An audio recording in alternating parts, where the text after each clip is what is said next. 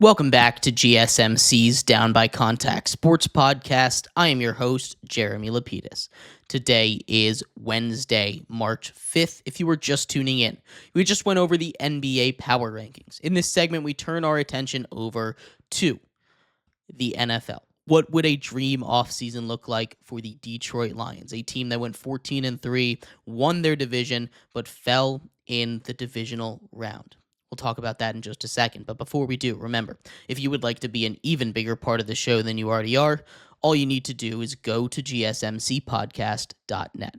Or if you're on YouTube, you can use that super chat feature. If you do either of those two things, a message should pop up on the bottom of the screen for you, me, and everybody else around the world to see. If you do have a burning question about sports, anything at all that you would like to ask, go and throw that in the comments. Throw it in the chat. I will get to it as soon as I possibly can. I appreciate everybody so much for sticking around, talking some sports with me here on a beautiful Wednesday, March 5th. But like I was saying, we are going to get into what a perfect offseason might look like for the Detroit Lions. Of course, this is a Lions team that had the tied for the best record in the NFL last season. Went 14-3, won the NFC North. Of course, losing in a great game to the Washington Commanders after turning the ball over 5 times in that one. You can't win a game like that. This is a team that was decimated by injuries. They lost a whole defensive roster worth of guys to injuries, and yet they were still able to win 14 games, stay competitive in the playoffs. It just ran into a tough matchup with the high-powered Commanders offense and a great quarterback in Jaden Daniels. In terms of cap space this season goes, they've got $51 million.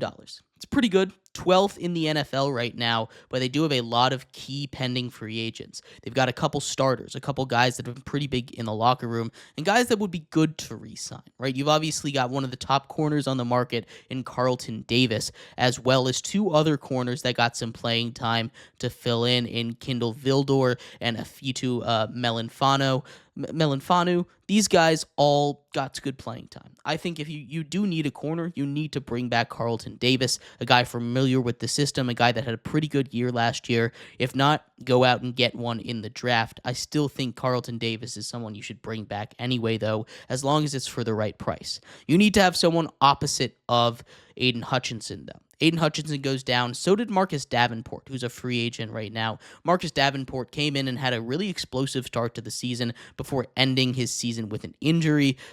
He's someone that I think would be really good to bring back. He's someone that was really quick, really great at getting pressure out on the other side of Aiden Hutchinson. And if you're able to bring him back and pair him back up with Aiden Hutchinson, that would be an immediate improvement on that defense, as well as on the offensive line. The bread and butter of this team, there's 2 guys that I think would be pretty good. You have 6th man of the year, Dan Skipper, guy that is huge on their trick plays, just a guy that's just important to bring back for the locker room. And right guard Kevin Zeitler, starting right guard, someone that's very important to bring in. Another key one that I think is that I think would be interesting to see them bring back is Tim Patrick. Tim Patrick served as wide receiver 3 for this team. He came on at near the end and played a couple of big-time games, caught a couple touchdowns down the stretch for them. Tim Patrick, a really good NFL story, and I still think he's got a lot in the tank. He's not going to be someone that's too expensive, and in a wide receiver market where a lot of those big fish are going to go for a lot of money, bringing in a solid wide receiver like Tim Patrick would be really good for this team, especially if they want to save some of their money to go out and get some free agents. But in that free agency, there are a couple positions that they do need to get, right? Edge rusher is the number one. They need to go out and get someone that can go opposite, so they at least at a minimum have depth to go across from Aiden Hutchinson, right? Marcus Davenport would be a great first step. Also a guy like Hassan Reddick, who I think would be amazing, a top 5 in sacks over the last 5 years, has been someone that when he's healthy, when he's playing, has been an absolute menace for quarterbacks. He's someone that I think they would love to bring in. The quarterback market would be great. You need to bring back Carlton Davis. I think he's cornerback 1 or 2 on the market right now. If there's another corner you like, go out and get him. Otherwise, the draft is a good place to get some corners in the late first round. There's going to be a couple available. Wide receivers. You have Jamison Williams. He's a nice field stretcher. You have Amon-Ra St. Brown, who is an amazing wide receiver in the league. I don't think you'd need to go out and get a big name receiver, but if you can get a guy like Chris Godwin for cheap, maybe Christian Kirk wants to go to a winner, he's someone that could come up and you get a guy that can play outside, inside, just do everything this team needs. But when it comes to the draft, right, this is where they're going to have their most important decision, right? They lose obviously both of their coordinators, which sucks. And that they had a really good coaching staff with Dan Campbell. But we're looking at a couple different spaces for them at pick number 28. You can either go with an edge rusher. So if you opt not to re-sign Marcus Davenport, or if it's too much, go and get an edge rusher or a linebacker, someone like a Jalen Walker out of Georgia. He's someone that played linebacker, but also was really good at rushing the passer, someone that might be better as an edge rusher. I think Jalen Walker is the guy that they should focus on. He's the one that I had mocked to them at pick 28 in our latest mock draft that we did the other day. But if he's off the board there, his teammate at Georgia, Mykel Williams, when it comes to rushing the passer, is someone that might be available in the late first. He's been climbing up draft boards. If he somehow falls to 28, it would be a mistake not to grab him. I doubt he'll be there, but it should be a target for them if he's there. We also talked about corners. A lot of the top corners are going to be gone.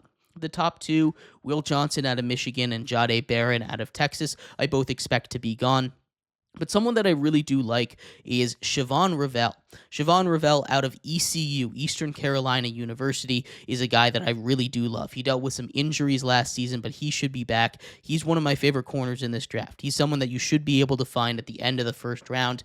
If you aren't able to get a corner opposite of Carlton Davis, or if Carlton Davis walks in free agency, this is where you go out and you get Siobhan Revell. Revell, again, one of my favorite corners in this class, and he should be available late in that first round. Go out and get him. If not, wide receiver is always a good option. There's a chance you could get one of the 2 through 4 wide receivers, the top receivers outside of Ted McMillan. Maybe Emeka Egbuka falls that far. That would be a godsend if he did. Maybe Luther Burden falls that far. Maybe Matthew Golden falls that far. I don't think any of them will, but if they do, grab them up at 28. Grab another offensive lineman. It never hurts in case some more injuries happen. If Kevin Zeitler decides not to return, you can bring in a guy like Tyler Booker out of Alabama as an inside guy. He's someone that I think could do a lot for them. There's a lot of ways to go. But overall, I think the perfect offseason, the one that would help them get to the Super Bowl, is re-sign their guys, right? Re-sign Carlton Davis, re-sign Marcus Davenport, re-sign Kevin Zeitler, re-sign Dan Skipper. Bring back all the guys that are free agents that are important to this team because they had a really good culture, and that is important. Then, in the draft, go out and get a guy like Jalen Walker would be my number one pick. In free agency, get more depth at the defense. You can't count on injuries, of course, but you don't want to be left high and dry like they were. They didn't have a lot of depth at that edge position. Get a guy that can come in and fill depth and maybe get a wide receiver 3 as well. And then just stay healthy, right? At the end of the day, the key for this Lions team more than anything, the reason they didn't make the Super Bowl or win the Super Bowl was because they weren't healthy. This is a team that had everything they needed to compete with the Eagles, to compete with the Chiefs. They won 14 to 17 games. They were incredible in the regular season. Jared Goff is a guy that, if he has the offensive line like the Lions do, can be incredibly effective, can be incredibly smart with the football. They just need to be smart. They need to be healthy, and that is really what's going to push them over the edge when it comes to the NFL season next year. But I'd love to hear your thoughts. What do you think is the perfect offseason for the Detroit Lions? We're going to take a quick break. When we come back, we turn our attention to baseball. We move over to the AL Central today, and we take a look at the team that was the worst in MLB history, the Chicago White Sox. We'll talk about what they need to do to improve on their season, if they can even get worse from last year, what they did this offseason, and what their season outlook looks like right now. We'll be right back here on GSMC's Down by Contact Sports Podcast.